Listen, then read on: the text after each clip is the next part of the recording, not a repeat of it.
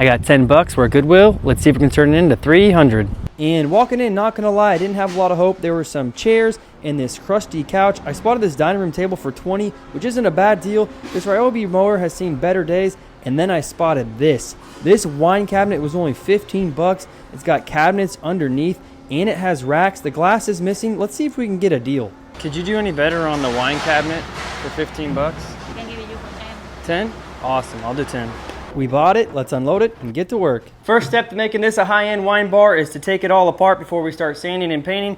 Let's take off these racks, the handles, and the doors. First tool, you're gonna need one of these. We are painting, so let's take all the hardware off too. Second tool you're gonna need is a sander. You can also use sandpaper. A vacuum helps a lot. We're going with 120 since we're painting. This part here is really important. You wanna make sure you scuff every single part. That way your primer can stick to it.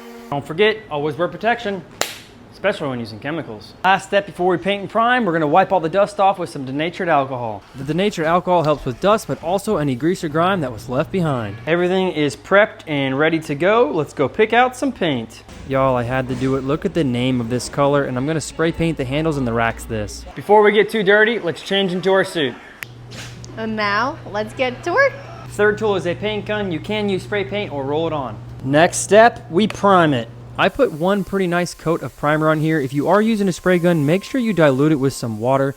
Also, I found this is the best way to paint doors. Put a little nail on each side, that way you can swivel them while painting. Now we paint. Look at this color. Not gonna lie, I was a bit skeptical, but the finished product is definitely worth the wait. All right, next we're gonna spray these. Next, we're gonna fill in where the glass was. We're gonna make this thing look high-end. Maybe this one? Well, I came back and now you know why I painted it, because this stuff is pretty cheap. We're gonna peel this off and put some plastic wood in there. Yeah, look at that. All right, we got it. Now let's just fill this in.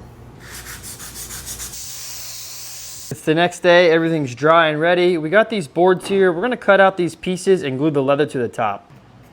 Next, we'll use this to glue it down. All right, we'll do the second one. Wow, that looks so good. All right, next, we're gonna put it back together. All right, we're just gonna add some really cool lights and then I'll see you at the before. And here's the before in the store, just missing some glass and some scuffs. And here's the after. Yeah, I absolutely love how this thing turned out. The color with the leather on top matches the handles perfectly, and I added motion sensored lights where the glass is and inside. I really think this turned out great. I think it's worth anywhere from $200 to $350. Let me know what you think. I appreciate y'all watching. Don't forget, don't be wasteful.